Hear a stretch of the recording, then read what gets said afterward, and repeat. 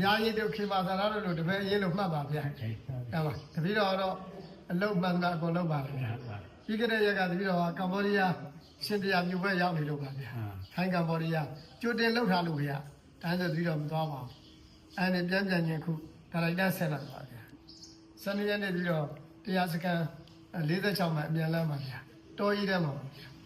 အဲ့မှာဒီလောက်တော့ဒါနဲ့တော့တိတ်ဆိတ်တာပေါ့ဗျာအမြန်လန်းနဲ့ဆိုပြီးတော့3မိုင်လောက်အတွင်းထဲဝင်ရတော့တိတ်ဆိတ်တယ်ဒါပေမဲ့ရာသီဥတုကတရားကောင်းတယ်ဗျာဆရာတော်ဒီမှာသတင်းသုံးဗျာဆရာတော်နော်တကယ်လေဒီမှာဆရာတော်ဒါဘုံကန့်ကြီးလို့ဆရာတော်ဒီလိုအေယာကွန်အပြည့်နဲ့နေရတာဟောမန်းလေးမှာဆရာတော်ဒီလောက်အေယာကွန်နဲ့နေနိုင်မှာမဟုတ်ဘူးနော်ဆရာတော်ဟုတ်ဝါသာလည်းဆရာတော်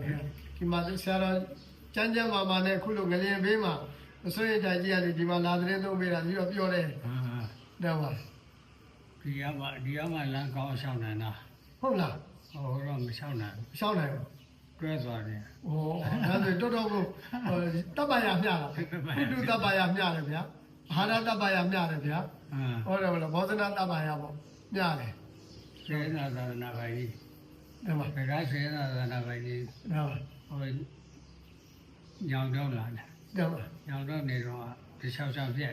ဒါပါတကယ်ရောက်မှကြာမှာပဲဟောလမ်းလျှောက်အကုန်ပြက်တယ်ရွှင်းတာအကုန်ပြက်တယ်ဆရာတော်ရွှင်းတော့တိုက်ရအကုန်ပြက်တယ်တည်လည်းတည်ကြတယ်95နဲ့လားရှိပြီလားဟုတ်ပါဟုတ်တယ်အဲ့ဒါတည်းတွေ့ပြက်ပါ